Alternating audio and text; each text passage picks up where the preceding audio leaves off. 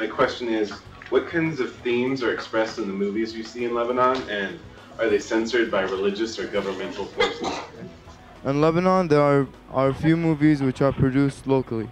The movies that are locally produced aren't watched by our generation. We mostly watch Hollywood production movies, okay, and we watch the same movies that are in the U.S., but they come in Lebanon a bit late. An important part of the Empower Peace experience is cultural presentations. Each school was asked to perform a song or dance that's representative of their community. I believe the children are our future. Teach them well and dance and lead the way. Show them all the beauties they possess inside. Give them a sense of pride to make it easier. Let the children's laughter remind us how we used to be. Everybody's searching for a hero. People need someone to look up to. I never found anyone to fulfill my needs. A lonely place to be. And so I learned to depend on me. Yes.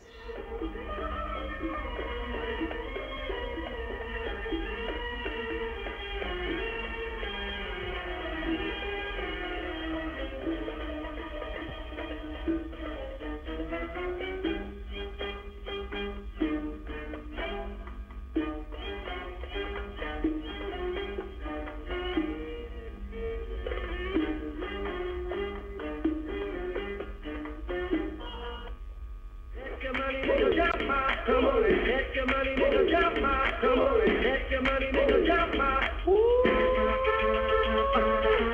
hands up, put your hands up, get your hands up, put your hands up, put your hands up, get your hands up, get your hands up, put your hands up, get your hands up, get your hands up, get your hands up, get your hands up, put your hands up, put your hands up, break it on time, break it on time. Girl, put your hands on time. Making you nervous, you're trying real hard to find the surface.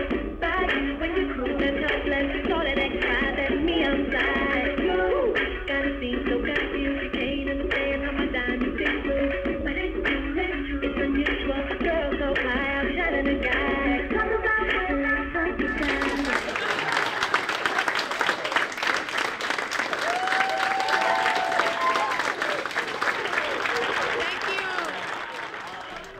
The performances turned out to be yet another way for students to realize that they are not so different after all. From here, the discussion became a little more casual, giving the students an opportunity to ask questions about sports, music, fashion, and role models. Many of our youth here in the United States are influenced by fashion, music, and celebrity icons. And I was wondering if these affect you in any way. The Lebanese youth are definitely influenced by Arab and international media. When it comes to fashion, we dress casually to school in jeans and a t-shirt. The fashion is mostly influenced by European style, and the Lebanese are considered quite fashionable in general. As for music, we listen to Arab as well as international artists. You might be surprised to hear this, but 50 Cent's performing live this Saturday night in Beirut. As for movies and celebrity icons, most of the box office movies are released in theaters and later on DVD. There aren't many people who consider celebrities to be role models, but Hollywood movie stars definitely have many Lebanese fans who follow up on their news and gossip, just like many of you guys probably do. What are the rules of dating in the Middle East, and what are the traditional roles of a man and a woman in the country? Basically, the rules for dating in Lebanon, they depend on various things, but basically, no matter if you're Christian or Muslim, it depends on whether your parents are strict or not, because like we have strict parents and some more open-minded, lenient ones. So yeah, that's your answer. So it basically depends on the parents. And as for the traditional roles for women and men, boys usually have more freedom than girls do, because parents are usually more overprotective over their girls, and boys are usually they can do whatever they want and stuff. I was wondering, is bullying one of like a common issue between students in the States, and how is it usually handled? Sometimes there are fights between people because we are diverse, so there might be problems. And usually it's handled by they're either suspended for a couple of days and then they come back and, they learn their lesson. Or sometimes it happens again, but, fights happen all over and we learn from it. So. We do have a camp, though, to teach about how to deal with diversity. Do you know anything about that? There's also this human relations camp where students from all ethnicities and cultures come together and talk about gangs or the differences between people and fighting, and they talk about it so they can basically amend or help these. After 90 minutes of learning and sharing, student ambassadors from each country conveyed their closing thoughts on the conference. Hi, my name is Amin Ghul. I'm 17, and this is my closing statement. Debates like the one we have just experienced teach us that we are in fact a lot more similar than we think. By learning about each other's cultures and ways of life, we gain the capabilities to foster respect towards one another.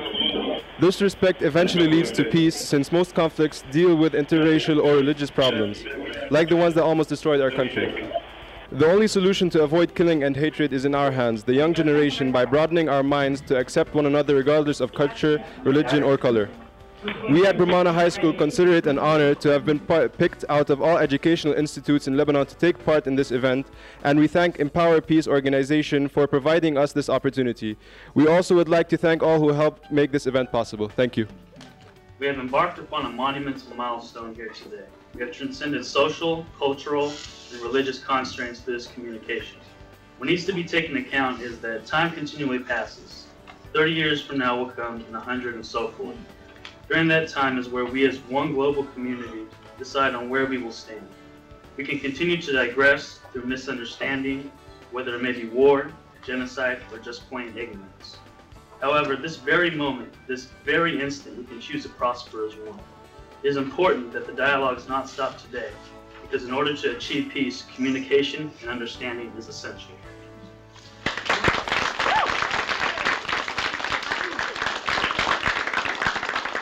The broadcast wrapped up with a special message from Empower Peace's chief facilitator, Michael Butler. Months prior to the broadcast, Michael was seriously injured in terrorist bombings in Amman, Jordan. On the day of the broadcast, though, he had nothing but words of encouragement for the students. On November 8th, 2005, I was attacked and injured with others at the Radisson SAS, the Days Inn, and the Hyatt Regency Hotel in Amman, Jordan. My injuries sustained were extensive, but thanks to our hearts and prayers, I am fortunate for ongoing therapy. The most important aspect of Empower Peace is about the kids in Lebanon, Los Angeles, Boston, and Bahrain, and to promote peace and harmony. Today, we establish friendships. Tomorrow, it's your job to keep these friendships going. I wish you well, and I'll be back. With Michael's words of inspiration in mind, these students will continue their plight for peace and harmony in the world. And Empower Peace will be there to help along the way. Why? Because Empower Peace is committed to breaking down barriers between cultures, and because building bridges can be life-changing. I felt really connected, and it just shows how we go through the same things every day, and same experiences, and that tomorrow we all together should form a better future.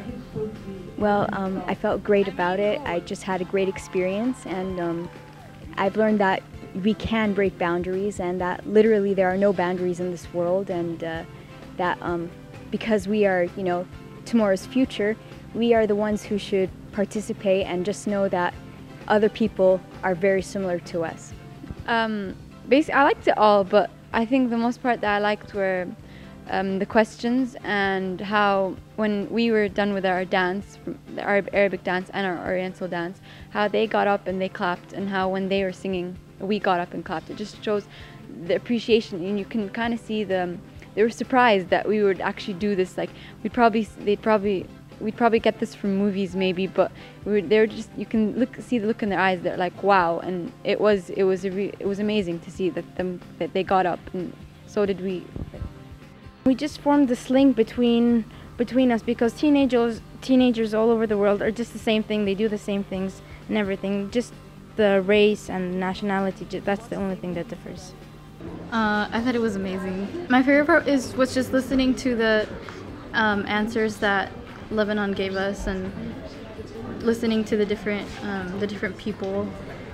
I was really blown away. I mean, I had seen the video from last year, or the last time you did it, and I expected to be moved, but I was really, I got to tell you, just moved by the depth and the concern and the commitment of all the students. Just, they were so compassionate, and yet they weren't like, they weren't like all trying to be just nice. Like, they really had some hard-hitting questions. I was just really, really moved and proud, and it gave me a lot of hope. Excellent. What was the favorite question? I don't know, there were a lot of funny questions. Like, they would laugh at us and we would laugh at them. There were a lot of very funny and very interesting questions that were asked. So I feel proud that we did this, because there are I used to live in the States, and I know that there are so many people that don't even know where Lebanon is. They go like, oh, is that in Maine? I mean, there's so many people that, and by doing this, they learned what we're about, and we learned more about what they're about, I think that it went phenomenally. It was above and beyond all that I had hoped and imagined. When we created this academy, the Peace Academy, we wanted to promote peace. We wanted to promote conversation and culture and just exchange that was honest and authentic. And to watch kids not only learn about the Middle East, but speak to the people in the Middle East real time about things that matter to them was profound. I mean, in your teaching career, there are a few moments that are very defining, and this would be one of them for me.